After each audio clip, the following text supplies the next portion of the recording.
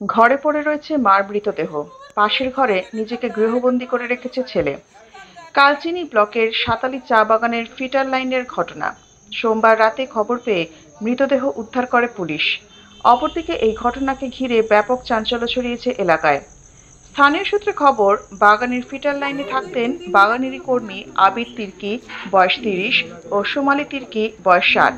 এলাকাবাসীদের দাবি, গত শনিবার ছেলে ও মায়ের মধ্যে বচসা শুনতে পারেন তারা। এরপর থেকেই তাদের দুজনকেই এলাকায় আর দেখা যায়নি। এরপর এদিন তাদের আবাসন থেকে দুর্গন্ধ বের হলে এলাকাবাসী তাদের বাড়িতে যেতেই চক্ষু চড়ক গাছ। বাসিন্দাদের দাবি, ঘরে সোমালি তির্কির মৃতদেহ দেখতে পায় তারা। এরপরই খবর দেওয়া হয়। হাসিমারা ফাঁড়িতে পুলিশ এসে মৃতদেহ উদ্ধার করে এবং পাশের ঘরে নিজেকে ঘরবন্দি করে রাখা আবির তির্কিকেও আটক করে। কিভাবে সোমালি তির্কির মৃত্যু হলো তা এখনো স্পষ্ট নয়। মঙ্গলবার মৃতদেহ ময়নাতদন্তে পাঠাবে হাসিমারা ফাঁড়ির পুলিশ।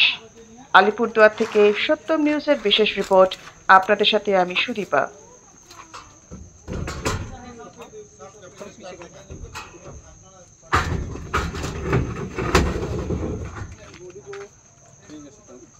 चाकू निकाल के आगे वो उसका ये काट